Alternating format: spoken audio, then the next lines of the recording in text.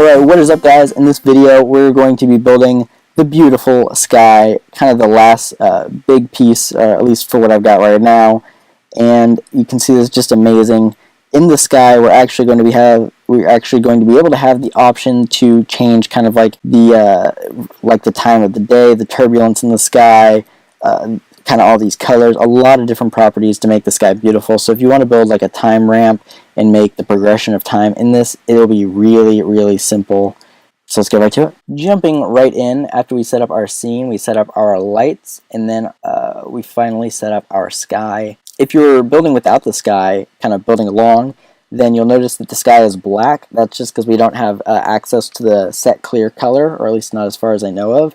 Using this 3 view, we could go and clone the view and bring it in and set the clear color ourselves. Another option is to just build this big circle around the world.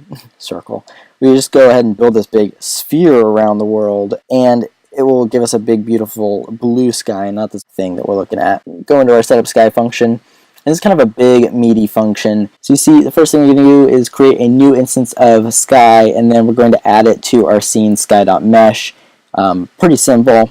Then over here we have a sphere, and this is just a mesh with a sphere buffer geometry, and then a basic material which is just the color white. And this is a big old ball that we put on the edge of the sphere, and it kind of sits as the sun. So if you want a more depth-based sun, then you can add this. You don't necessarily need to have it, but it makes it just look even better, and easy features that make things look better are my specialty. So we're going to set the position Y over here, and then we're going to add this to the scene, this sun. And then we've got our effect controller. Our effect controller is just an object which holds some different bits and pieces that we've got going on over here. So for instance, if we want to change some of these values around, like if I were to change 45 and I come back over to here, then you see the app loading. Pretty exciting. But essentially what it does is that these values will change all the different kind of parameters. So once our sky loads up, you see that now we have this different kind of sky where the sun is setting into the night sky. You can see the sun sphere a lot better right now, kind of right here in the center of it. But yeah, you see the sky's getting a little darker. It's getting kind of scary out. So I'm going to change it one more time so you get a better idea for what that kind of time scale looks like. It's really easy with this setup in the shader to get a really convincing sky going. And then, you know, it's really easy for you to use. You just go to GitHub and copy it off my thing, and, you know, I won't care. Okay, so over here you see we set it to a different time. Now the sun is higher up in the sky. The sky is much bluer and brighter out. Very pretty. Alright, anyways, so we're going to stop messing with that. I like this number just because it gets us a nice, you know, I just like this time of day. And we've got all these other variables that you can play with. They'll do different things with like the sun and the color of the sky and kind of the rays, like ray length over here. That's what I was talking about. So definitely I recommend messing around with those. So I'll also link you to this code pen, which is just what I used to prep the code before I brought it into React Native. A lot of this code came from this like example on 3js.com. You see we got these sliders so we can really mess with a lot of this stuff. We can see, you know, the ray length and just kind of all the crazy stuff that you can do with the sky. And yeah, so get a sense for like all the cool like effects that you can do. This should give you a better idea for what you're putting inside of your app. Yeah, anyways, back to it. So once we create this effect controller, then we're going to go ahead and assign that to the uniforms. So these are the sky uniforms, the uniforms of the shader. We're going to set these different values using the values over here.